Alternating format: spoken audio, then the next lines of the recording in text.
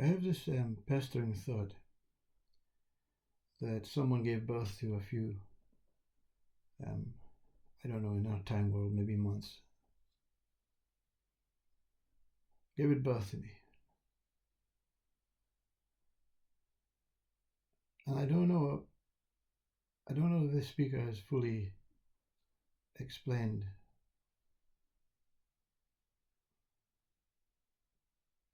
in any of the talks I've given about this thought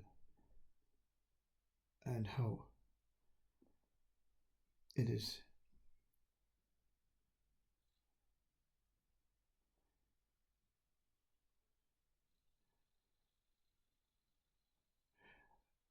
it was born from a question, and it's a very diverse and complex question for the mind or the ego to answer, because it has no grounding. It hasn't gone to the root of the answer, and it's always answering it like from a midway point. Like when a child says to you,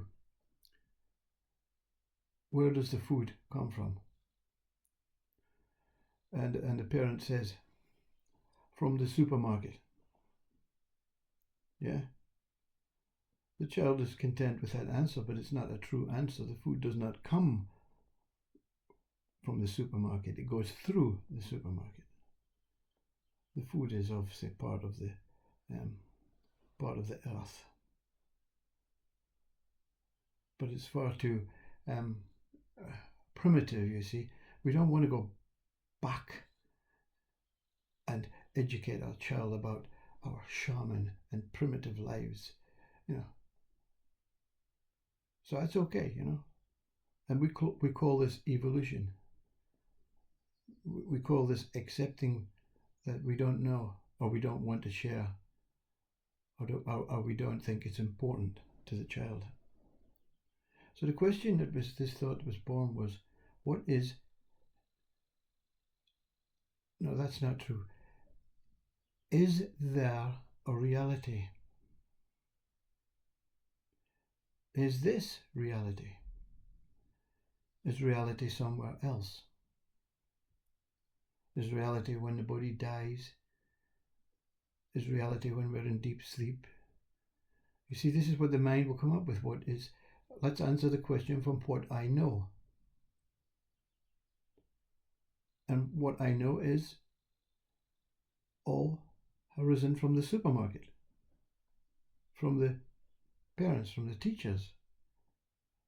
They haven't answered the question properly, because either they don't know, and they're not knowing is because they cannot be bothered to discover what this is about, reality is about. Or again, like the mother telling the child the food is from the supermarket. Oh, this is reality. Reality, you'll know when reality comes, There's no point going back and looking at Adam and Eve, Well, Adam and Eve is not reality, It's also a story. It's also based on a secondary point, because apparently God gave birth to Adam and Eve. So God is before Adam and Eve, so therefore God is nearer reality. And the religious will say, well, that's it. That's the beginning. God, God is reality. And of course, the question comes, I'm not satisfied with that answer. I'm asking you what reality is. Is there reality? And you're saying God. What is God? You see? How can I find reality if I can't find God? So the answer to the question is a very simple answer. Is there a reality? is this reality? And the answer is reality is. Reality is. To discover anything worthwhile discovering, to set your ego mind free into a true, tranquil, liberated freedom that you can, form a relationship with, invite it in for a cup of tea, joke about the supermarket. You have to discover what is.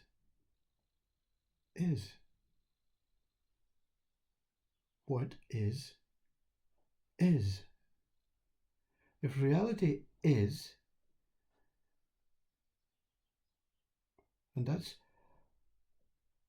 a statement that the ego mind does not comply with. Reality is what? Reality is alive. Reality is where?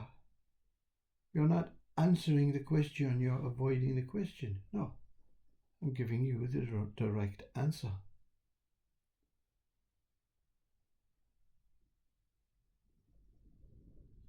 So what you're saying, Mr. Speaker, is there's no point in looking. You see how the mind will come up with connotations, concepts, ideas, thoughts based on what it has been told. There is either a point of looking or there's no point of looking. Reality is neither the point of looking nor the no point of looking.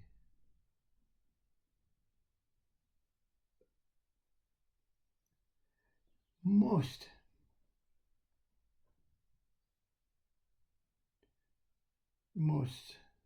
stop the inquiry at this point. I have no idea what he's talking about. I have no idea what to do about this, because I always engage with my mind that I am. So why not engage with I am? Be the mind looking. The mind is looking. The mind is always looking.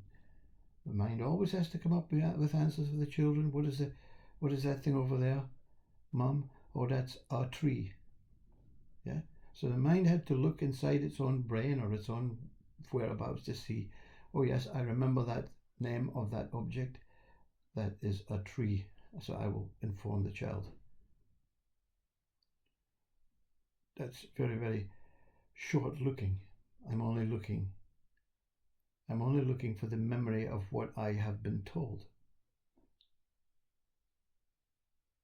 So what if I look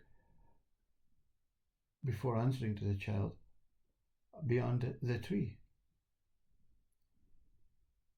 And the mind says, well, you've never been told that one. Or it says, oh, well, let's look at it more intelligently. The tree is part of the earth, so the earth is part of the universe. The universe is all that humans know, which is perceivable, tangible, touchable, and all sensory activities. So I'll say to the child, it's the universe. That's as far as I can go. Or it can make a speculation. It can tell the child a lie. Because lies are that what are not experienced and not absolutely known as fact. Oh, it's God. Because a child will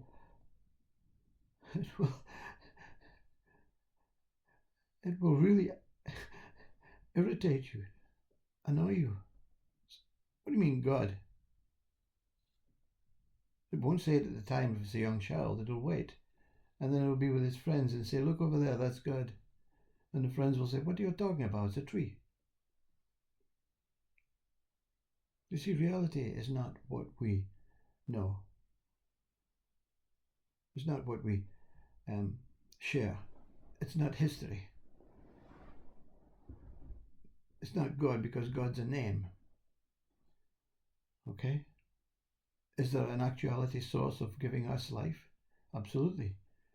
So, is its name not God? God is a word. God is a known fact. God is a shared fact of that what you have not experienced. When we experienced a bed, before it's named bed, we can say it's a bed. But it was something before it was a bed. And the mind can say, yes, it was a kind of material. But what was it before we gave it the word material? What was it before we gave the name wood? It was a tree. So what was a tree before we gave it the name tree? You see? We're not encouraged to discover anything other than what we have been told exists.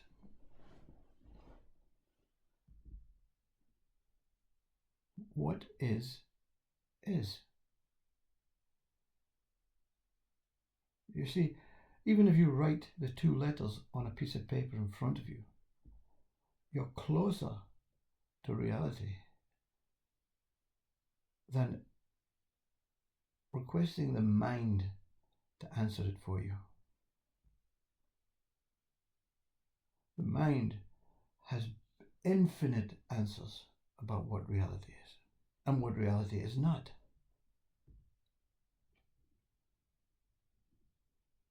So forget the word reality and focus on is. You see?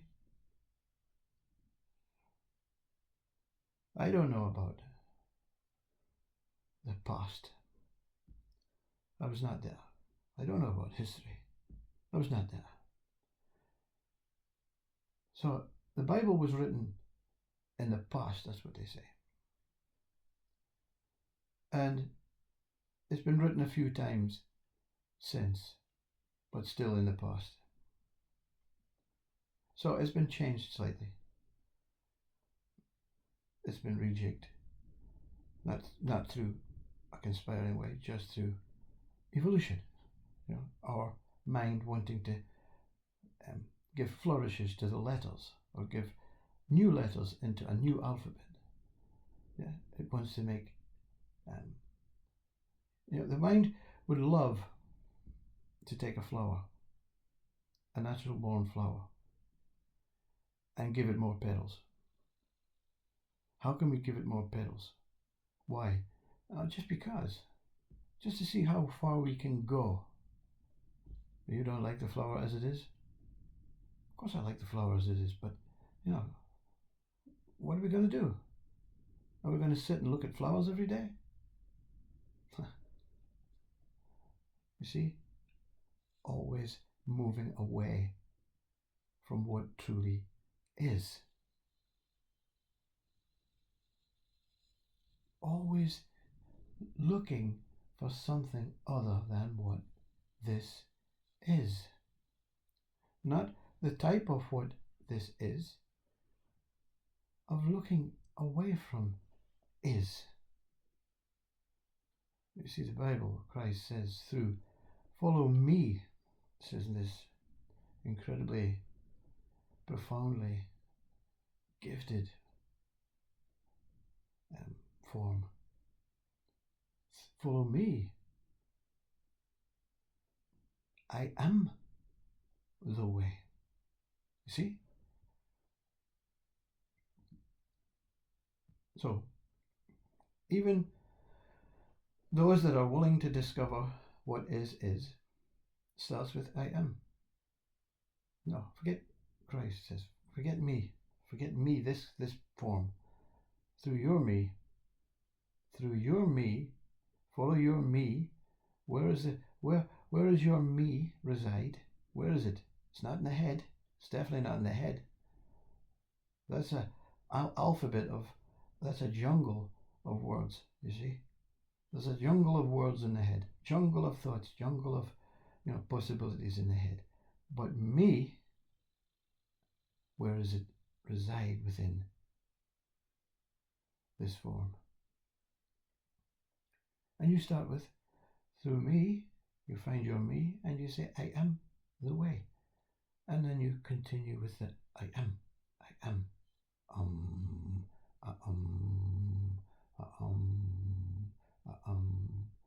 And what you're doing is, it's like a bird calling on its mate. You're calling on God. Sorry, God's a word. You're calling on something within you that you want to, I don't know what you would want from this one, but you want something. There's a longing to meet this one. So you're calling it, I am. And beyond I am is the true words that Christ spoke. But to give you the secret is a kind of cheat, is it not? They'll find it very quickly, and then they'll all be free, and none of them will follow the commands, and none of them will go to war. So only a few, So give them the I am. Okay? And I am is a very personal, because it's within me. Is it not? The one that is inquiring within itself is inquiring within its me to find the I am, which will reveal the way to that what it is. So that what it is it separate from I am?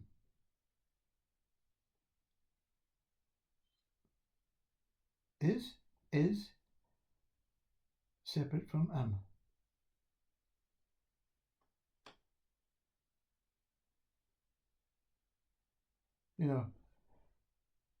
I don't know if you have to be reborn from different parts of the world, so that whatever your words are that reveal this reality, for me it is. But it had to go through am. So was I maybe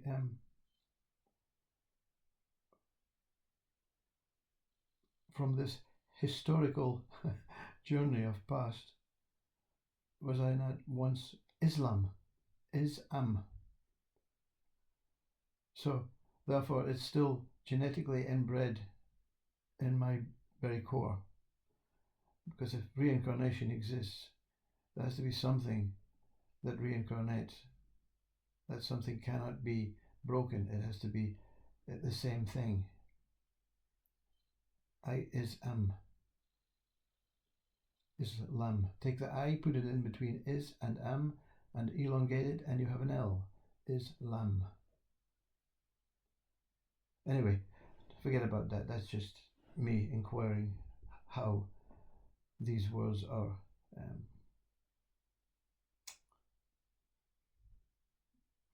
associated with the reality that this one is. You see, is. You see, another possible, is for each one of us is our birth date. I was born on the last minutes of the 30th of April, which is the 1st of May. The 1st of May in our country, and I don't know about the rest of the world, is Beltane. 1st of May is when humans were born. It was given the 1st of May. So I was born on the 1st of May. And the symbol of the 1st of May is the maple. And the maple is I, and the ribbons are S. So the maple started swirling on the 1st of May to say, hallelujah, life is here. So the maple comes as is. I, the axis, the stable, the rigid, and S, the floating, the emotional, the sensational, the living ribbon. Is. So, again, no answer. Giving you the answer, but how do I discover what is? You see, without a mind. Because it's a mind talking to you. It's a mind giving you foolish possibilities. But it's not going to be satisfied until this question is rejected. Reality is neither this nor is it that. Reality simply is. There you go. Do with it what you want.